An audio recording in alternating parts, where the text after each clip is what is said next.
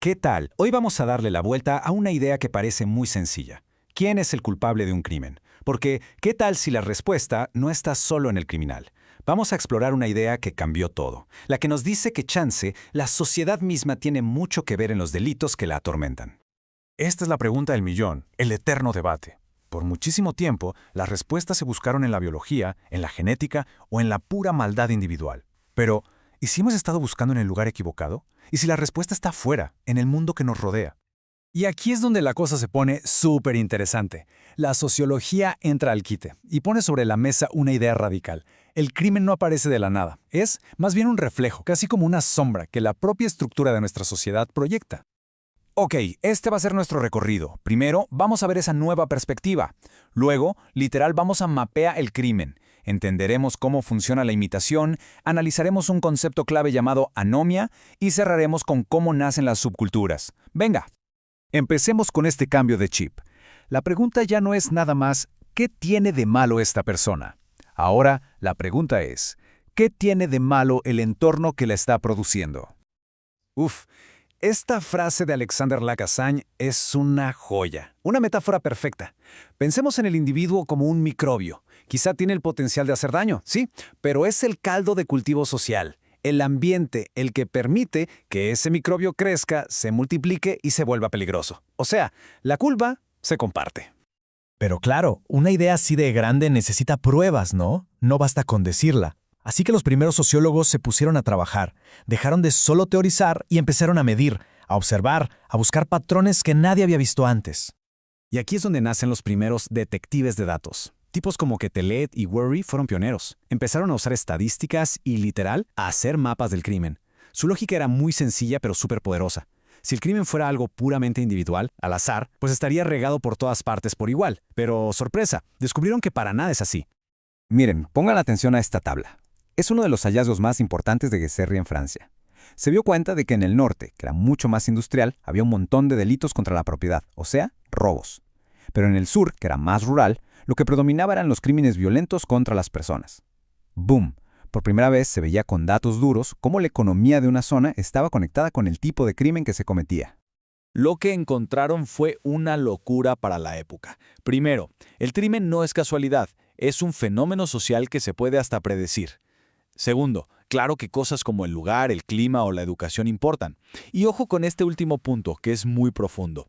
La violencia más grave muchas veces no venía de la pobreza, sino del caos en las relaciones personales. La sociología empezaba a ver mucho más allá del dinero. Ok, ya nos quedó claro. El entorno importa, y mucho. Pero ¿cómo? ¿Cuál es el mecanismo? O sea, ¿cómo se contagia el comportamiento criminal? Bueno, pues la siguiente teoría nos da una respuesta que parece muy simple. Por imitación. Aquí entra Gabriel Tarde, con una idea que suena casi obvia, pero que tiene un fondo tremendo. Básicamente dijo, a ver, toda la sociedad funciona porque nos imitamos los unos a los otros. Somos como espejos. Y si eso funciona para la ropa que usamos o las palabras que decimos, pues ¿por qué no iba a funcionar también para el crimen? Y Tarde lo organizó en 3 leyes. 1. Imitamos más a la gente que tenemos cerca. Lógico. 2. Tendemos a imitar a los que vemos como superiores o más exitosos. Y 3. Igual que en la ropa, hay modas criminales. Nuevas formas de delinquir reemplazan a las viejas. El crimen, entonces, no solo nace, sino que se aprende y se pasa de uno a otro. Bien, ahora vamos a entrar a una de las ideas más potentes y que más han durado en toda la sociología criminal. ¿Qué pasa cuando la misma sociedad nos manda mensajes totalmente contradictorios? El gran sociólogo Emile Durkheim le puso nombre a este fenómeno, anomia. Para que se entienda fácil, imagínense que están en un juego donde les dicen que tienen que ganar a como dé lugar, pero les esconden el instructivo y la mitad de las piezas. Esa sensación de confusión, de no saber cuáles son las reglas, eso es la anomia. Años más tarde, Robert Merton agarró esta idea y la pulió. Dijo, a ver, el problema central está aquí. Por un lado, la sociedad, sobre todo la moderna, nos bombardea con una meta cultural. Ten éxito, haz dinero, sé alguien. Pero por otro lado, ¿de verdad le da a todo mundo los mismos medios para lograrlo? O sea, ¿todos tienen acceso a la misma educación, a los mismos trabajos? La respuesta es no. Y en ese hueco, en esa tensión entre lo que nos dicen que queremos y lo que de verdad podemos hacer para conseguirlo, ahí, dice Merton, es donde se cocina la delincuencia. Merton propuso que hay 5 maneras de lidiar con esa presión. La mayoría, pues, se conforma. Aceptan las metas y los medios que hay. Otros caen en el ritualismo. Siguen las reglas del juego, pero ya se les olvidó por qué. Algunos de plano se retiran, mandan todo a volar. Pero la categoría clave para entender el crimen es la innovación. Aquí la persona sí quiere la meta, quiere el éxito, pero como no tiene los caminos legales para llegar, pues se inventa unos nuevos, caminos que muchas veces son ilegales. Es una respuesta casi lógica a una presión social que es insoportable.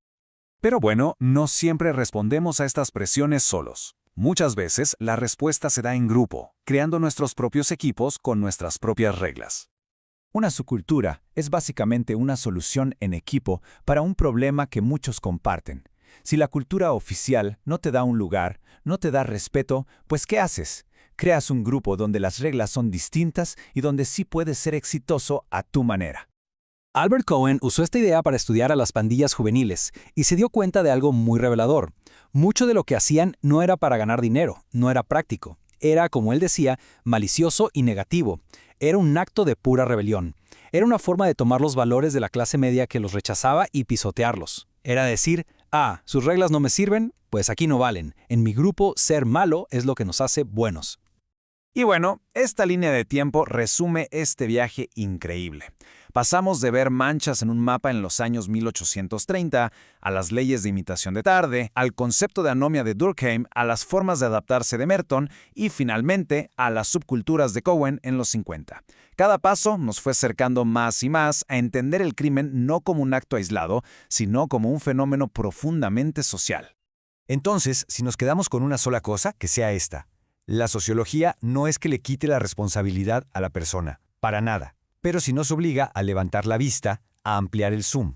Nos obliga a preguntarnos por las condiciones sociales, económicas y culturales que hacen que para algunas personas cometer un delito sea una opción mucho más probable que para otras.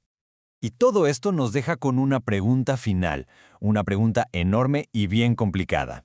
Si aceptamos que la forma en que está construida la sociedad ayuda a crear el crimen, ¿significa que podemos rediseñar esa estructura para que ya no lo haga?